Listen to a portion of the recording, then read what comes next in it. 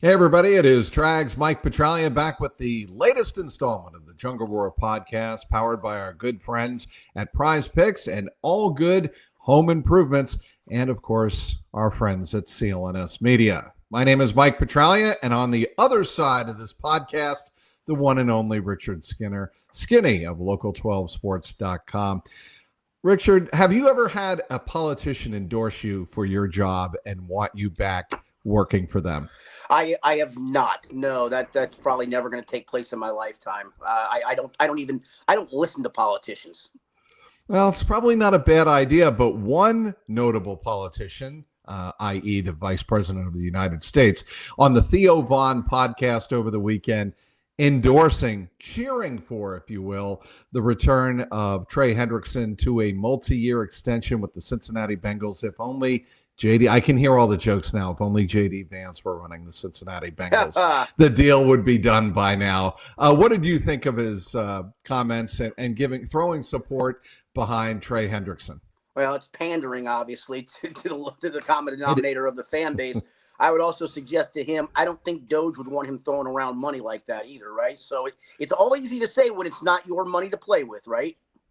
I'd like to know what JD Vance thinks would be a fair price. Would it come down right around 28 million? Would he say, screw it?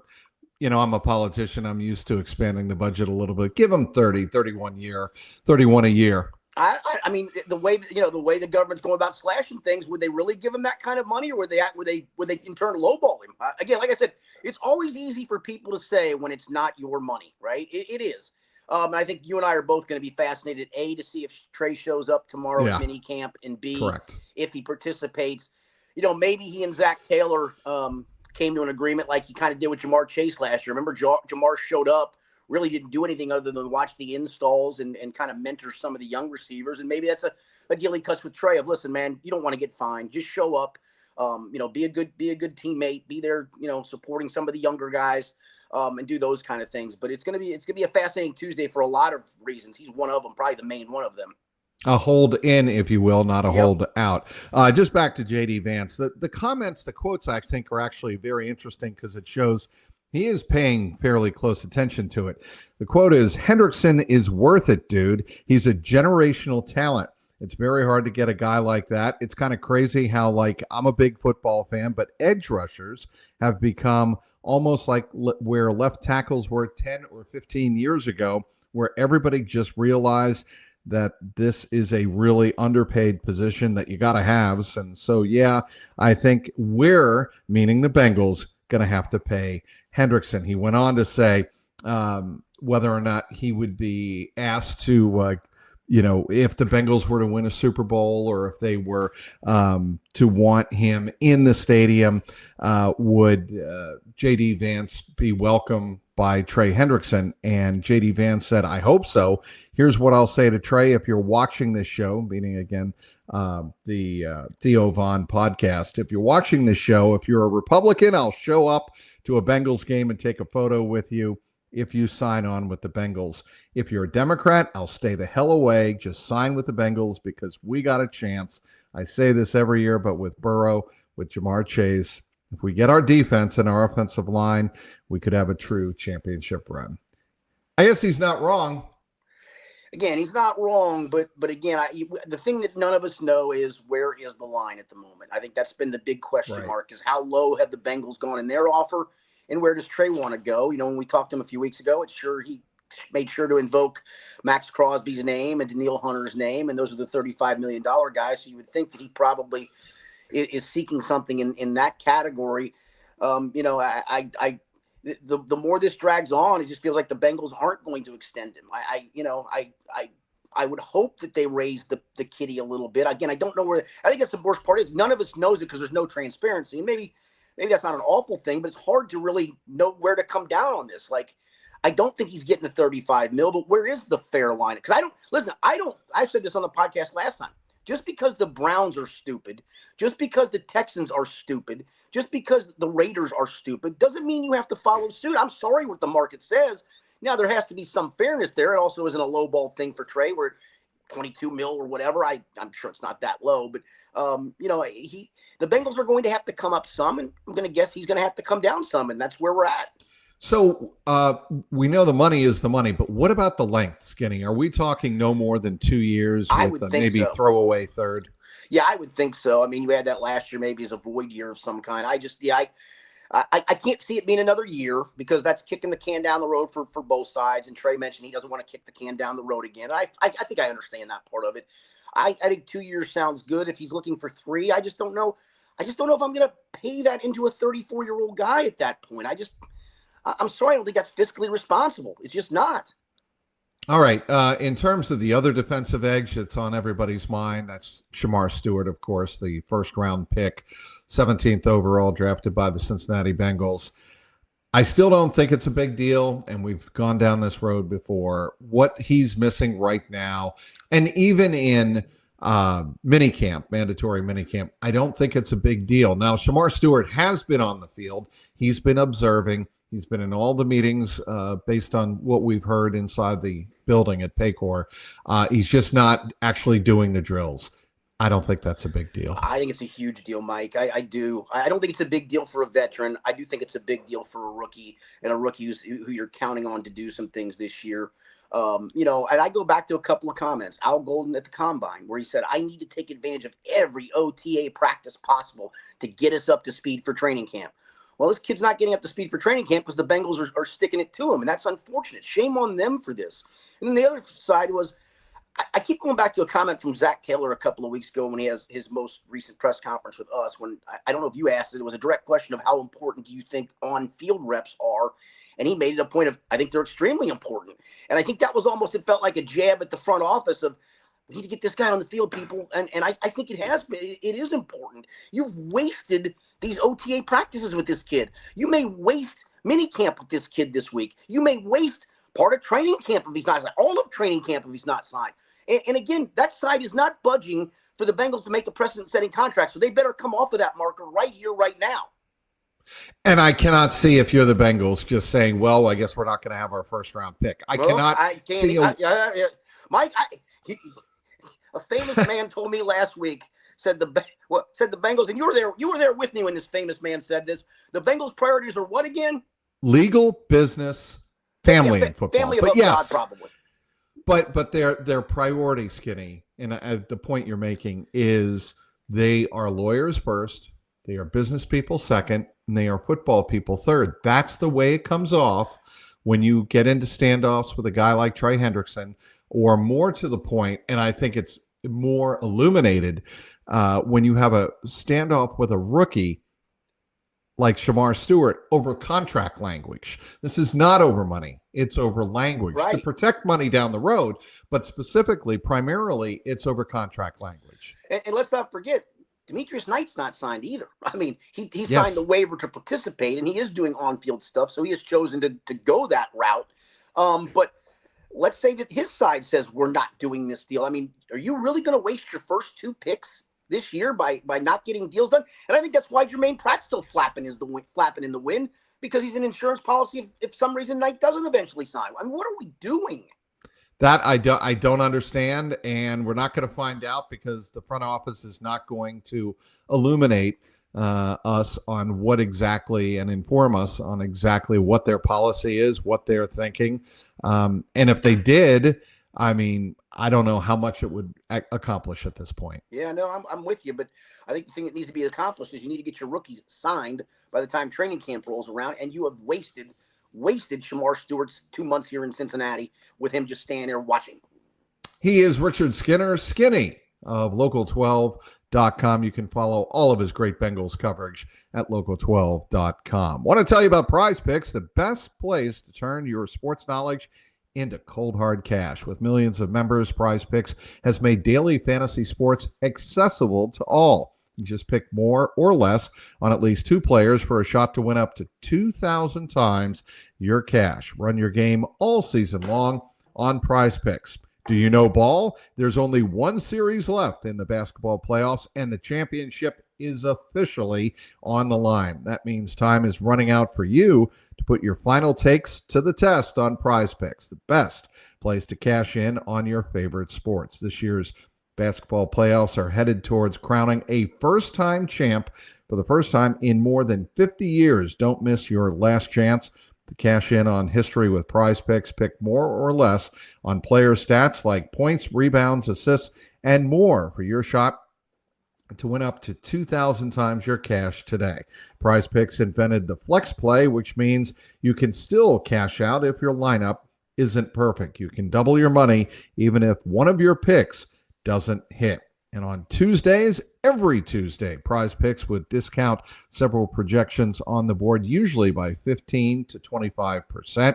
That is a great promotion. Every Tuesday, Prize Picks will discount several projections, and again, usually by 15 to 25%. Download the app today and use that code CLNS to get $50 instantly after you play your first $5 lineup. That is code CLNS to get $50 instantly after you play your first $5 lineup. Prize Picks, run your game. Back with Richard Skinner of Local 12 here in Cincinnati.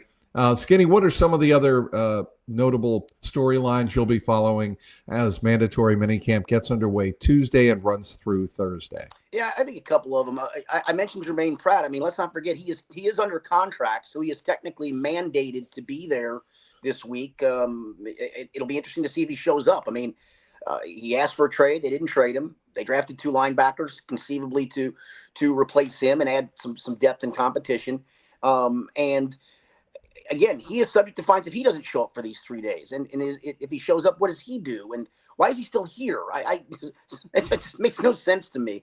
But from a playing perspective, certainly to see what the rotation looks like at guard. I mean, we saw last week when they did stuff on air that it was Lucas Patrick at right guard, Dylan Fairchild at left guard, running with the ones. Again, these are not etched in pen yet, but you can usually at least see where the trend is going. So it looks like they want those 2 guys to get first crack at it. I'm interested to see, some of the stuff with the secondary. There was, Cam Taylor-Britt kind of sparked some things last week in an OTA with an interception and then a pretty vociferous celebration afterwards, to which Joe Burrow then on the very next play told Jamar Chase just go long, and he threw it and beat the secondary because he was mad. And those are always fun things to see. I'm looking forward to some of that. And I want to see, what does a Miles Murphy look like? What is a Joseph Bosa? We're not going to see contact, obviously, but, I just want to see what some of those guys look like, because they're going to get first crack right now without Shemar Stewart, Trey Hendrickson being around. How about yourself? Well, I'm looking to see what the rotations are going to look like in the secondary. I'm still fascinated by that. I want to see how Dax Hill is coming along. Obviously, he's coming off the ACL. They're not going to push him too heavy, but I'm looking to see what the safety position looks like after Geno Stone. Do they really trust Jordan Battle back there? And again, like you said, the pads are not on, and the safety position is a contact position, especially if you're talking about a downhill safety like Jordan Battle. What about the linebacker position beyond Logan Wilson? Like you said, Skinny, it's a huge question mark. All of the question marks for me are on the defensive side of the ball. Yes, we want to know whether or not Dylan Fairchild can step in at right guard or left guard, and can Lucas Patrick be the right guard going forward. But I think that's going to work itself out. I think they have enough bodies along the offensive line. The skill positions are all set. Even the running back position, at this point, I'm pretty confident that they feel confident in their running backs. I will say the skill positions are set, but from the depth piece perspective, Jermaine Burton talked to us last week, and we've heard him talk that talk before. If you remember last year after the draft, the day after, he came into the room with us in the media room and answered some questions and tried to put to rest all the red flags. And obviously, he was a walking red flag throughout the season. But it feels like there's a potential redemption story there. I wrote it more as a column. I think a lot of people wrote it as newsers, but I wrote a column where, listen, I've heard him talk this talk before. The one thing that was different about him is he just looked different, didn't he, Mike? I mean, he looked bigger, just alive. I'm just talking just face. I mean, last year there were times you'd look at him and he looked like a zombie. Yes. And that's probably part of it. He wasn't getting any sleep. Who knows what he was doing that led to him not getting any sleep. He wasn't showing up for meetings in the mornings because he probably was rolling at all hours and trying to get some sleep. I mean, he has looked different, just facially, and energetically. And listen, the talent is clearly there. What could he look like as a fourth wide receiver? Charlie Jones is back on the field participating, and he has not been able to stay healthy. What's he look like? So I some of those depth pieces at that position, Isaiah Williams, who they got last year, I think they're high on. Those are some fun ones to look at as well.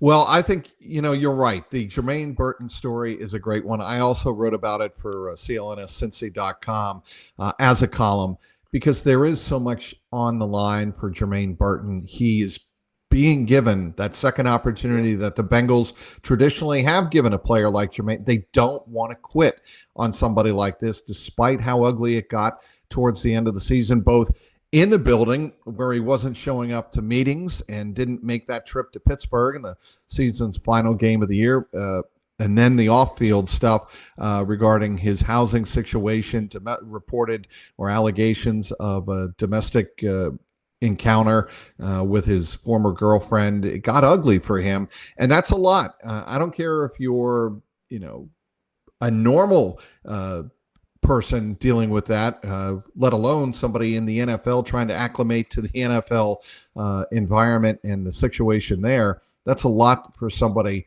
22-year-old, to ask of a 22-year-old to really handle. And I think to the point, I think he said all the right things. I think he does feel like he's got himself into a good routine. He maybe he didn't take the T. Higgins, Jamar Chase mentorship last year. He says he's taking it now, and BJ Hill's mentoring him, and so he's got a support system there. I think that support system was there last year. He just chose not to utilize it. But now it feels like he's decided, I'm going to utilize this. And my guess would be the Bengals said, dude, you're not getting a third shot at this. We're going to give you one more chance. Straighten up and fly right. You're still under contract. I mean, Duke Tobin, I went back and dug up some quotes from the Combine where he even talked about how they still believed in Jermaine at that point, because it felt like a foregone conclusion that after all the legal trouble in the season, it just cut ties with this guy. And they chose not to. And maybe it turns out to be a great added piece, and he gets a chance to turn his life around a little bit.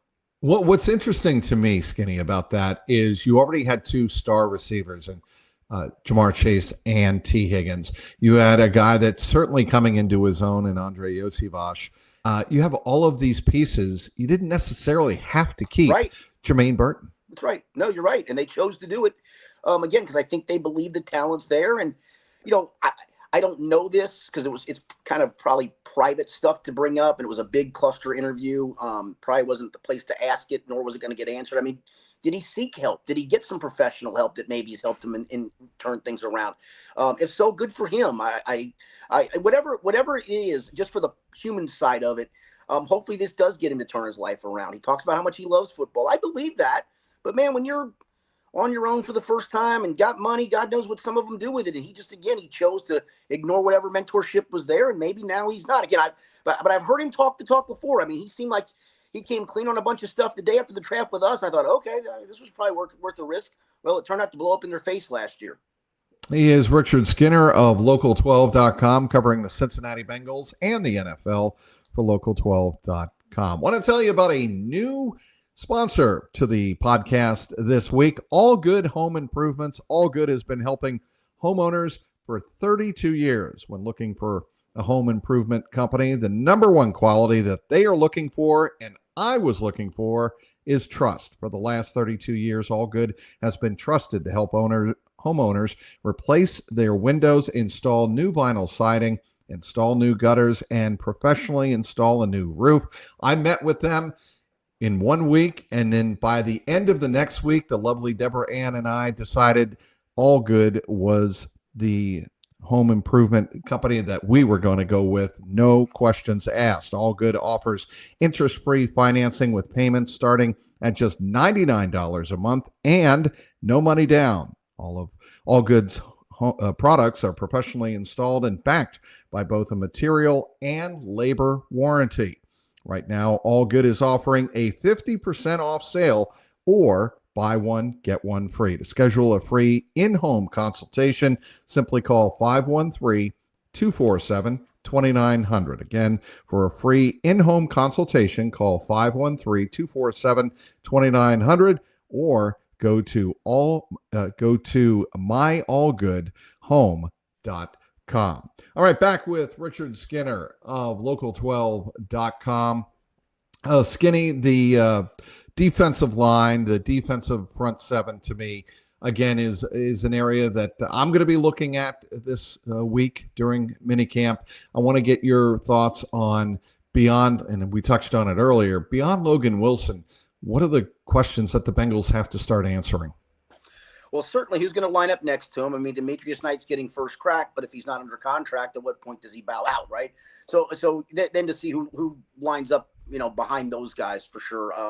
Is Oren Burks in Logan Wilson's spot, or is it Carter? Is he the other rookie? Is he the one that lines up with Logan Wilson alongside Oren Burks? And then up front, I mean, there's not going to be a lot of contact, obviously, so it's always hard to define what those guys are going to do. But I just want to see what Miles Murphy and Joseph Osai look like athletically. Are they especially Miles? Is he a different player? Because they even with or without Trey Hendrickson, they're still counting on a big season from Miles. They're counting on him to take a step forward, and he's going to have to. So yeah, the front seven has a lot of questions, and it's probably not going to get answered until we see real contact, and that won't come until training camp. So that's where I want to go back to your point about you think it is a big deal for them to be on the field during OTAs and minicamp. I still don't think we find out what they're going to be like until the pads go on. Yeah, that's a good point. And whether or not they have learned new maneuvers to get beyond the point of initial contact, which is what a guy like Joseph Osai had to adjust to early on in his career and struggled with a little bit in seasons 2 and 3. And yes, he was obviously dealing with multiple injuries, but he struggled to get on track. Miles Murphy still hasn't demonstrated to me that he can consistently get past that initial contact at the NFL level. That's something we're only going to find out when the pads go on. Yeah, but I will say we get one day a week of go to OTA practices, and one a couple of weeks ago that was held at the indoor facility. The defensive linemen came over and were working out right in front of us, and they were working on stunts and twists. And even some guys who are veterans and have probably done this in multiple practices together. Jerry Montgomery stopped things multiple times to basically point out to his guys, no, you have to go this way. You're this way. You're off this area. And that to me is what Shemar Stewart's missing. He can see it, but even guys who were doing it on the field needed coaching up of trying to keep replicating it. That's the stuff I think Shemar Stewart's missed. So yes, in other words, the technique without the pads on, I'll buy that. I'll definitely buy that. And you don't get into that without the actual physical, the mental rep of going through the exercise on the field to train your body. I think you were in that cluster with Logan Wilson a couple of weeks ago when he talked about how important he needs on-field reps. It's like, I can know everything in meetings, but I need to do it on the field to physically get it. I think that's true with a lot of players. Yeah, I do too. And, time will tell when exactly we see Shemar Stewart on the field and when we see Trey Hendrickson again on the field. I wouldn't expect, obviously. So I guess here's my question. Do you believe in the Shemar Stewart case, the Bengals blink? And they dealt with the Jamar situation last year, right? And I'm sure they feel like the Trey situation will work itself out, and they've been through this. The coaches have been through this. I'm just interested to see, especially tomorrow, does Trey show up? I think he does. I think he likes his money, and he's not going to be fined. What about fined? Yeah, what about the safety position that I mentioned earlier? I mean, I'm flummoxed. There's a word. Dejon Anthony. I think he is a fascinating storyline to follow now and heading into training camp, because we saw the fact that the coaching staff, granted it was Lou Anarumo at the time, had some faith and had some belief that Dejon Anthony could pick up the position and play it at a high level.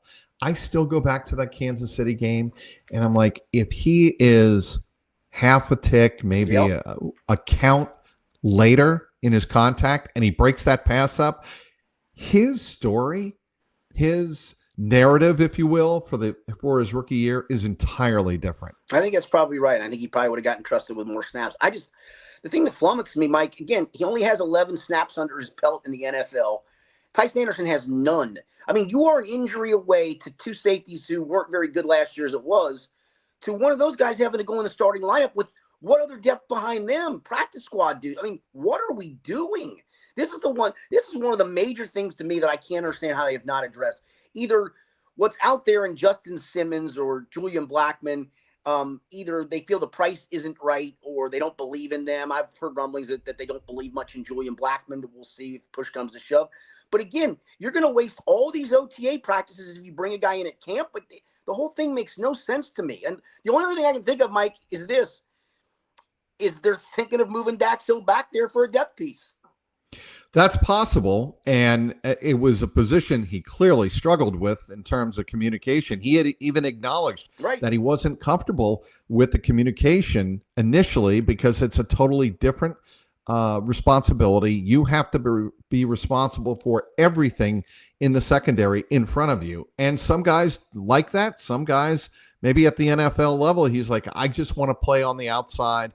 I know I'm good enough on the outside to play that full-time as a starter. Let me do that. And I don't know. I still don't know with Dax where his comfort level is between the two positions. No, and probably the right thing to do is keep him at corner because he started to thrive at that position last year.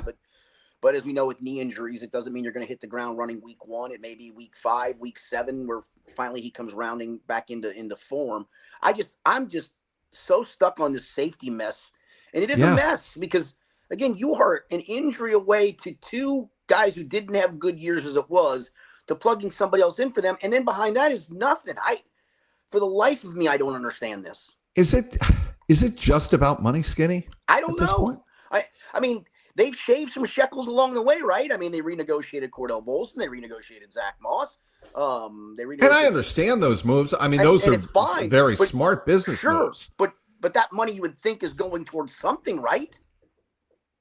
Well, Jamar and T and maybe Trey, but you're still under the cap by a good portion at the moment. Again, I don't. And again, if your plan has been we're going to let the market settle, and between the end of minicamp in June and the start of training camp in July, that's when we'll go sign a veteran safety. Okay, but you're the ones who are telling us that OTA practices are so damn important, and yet you're going to haggle over maybe $1 million or $2 million to not bring this guy in, whoever it is, and maybe not even bring in a guy at all. You're going to roll with what you got. Wow. I still think they believe they can win games 50-45 at this point. I think their defense is going to be better. I do think too. And I do understand the people out there, the Bengals fans out there saying it's dangerous to go into the season saying we can't play any worse than we did last year defensively with essentially the same group, with maybe the addition of Shemar Stewart there. But that's how I feel. Yeah, no, I mean, listen, they did address linebacker. They did address defensive end edge rusher. They did address run stopping defensive tackle. They've done some of those things.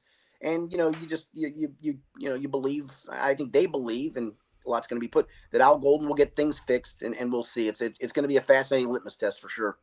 We will hear from the 2 coordinators, Al Golden and Dan Pitcher, this week as well during mandatory minicamp. What are your, let's say, 2 biggest questions for both of them? Well, I want to know if Al Golden got in what he wanted to get in, and if he thinks that Shemar not taking reps has set him back. I'm sure he'll give me a coach answer to that. But I do want to know, did you get in everything you wanted? Because he talked about, again, he wants to hit training camp running. Like, this would be more review than install.